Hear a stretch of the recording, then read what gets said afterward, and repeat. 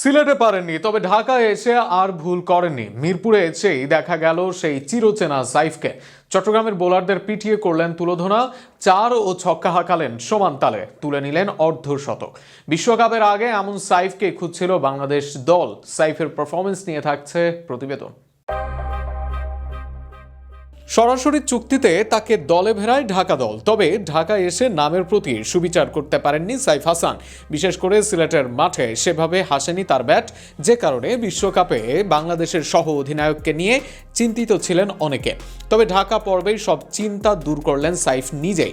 প্রথম ম্যাচে ছোট ক্যামিও খেলেছেন, তবে ঢাকা পর্বের দ্বিতীয় ম্যাচেই হাঁকান অর্ধশতক। চট্টগ্রামের বোলিং লাইন আপের বিপক্ষে আগুন ধরা ব্যাটিং ওপেনে নেমে শুরু থেকে আক্রমণাত্মক। শুরুতে উসমান খানের সাথে পার্টনারশিপ করেন 25 রানের। তৃতীয় ওভারে উসমান ফিরে গেলে আসেন আফগান আকবরী।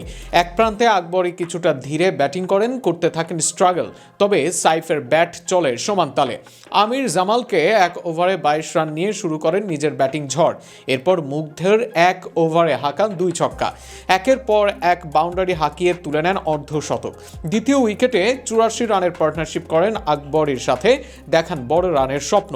শেষ পর্যন্ত আউট হয়ে যান আকবরী। অপরদিকে নেমে শুরুর বলেই ফিরে যান শামীমও। তাতে চাপে পড়ে ঢাকা। একের পর এক বাউন্ডারি হাঁকাতে থাকেন তিনি, ঢাকাকে নিয়ে যান বড় রানের দিকেই। শেষ পর্যন্ত ফেরেন 73 রানে। 44 বলের ইনিংসে সাইফ ব্যাট করেন 165 স্ট্রাইক রেটে, হাঁকান সমান 5টি করে 4 ও ছক্কা।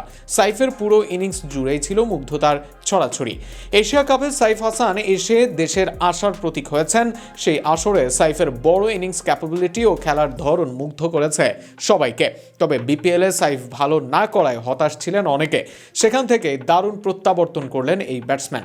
বিপিএলে এটাই ছিল সাইফের এই আসরের শেষ ম্যাচ। এরপর বিশ্বকাপ খেলবেন এই তারকা, তাই শেষ ম্যাচে এমন ইনিংস তাকে বিশ্বকাপে আত্মবিশ্বাস দিবে, তাতে কোনো সন্দেহ নেই।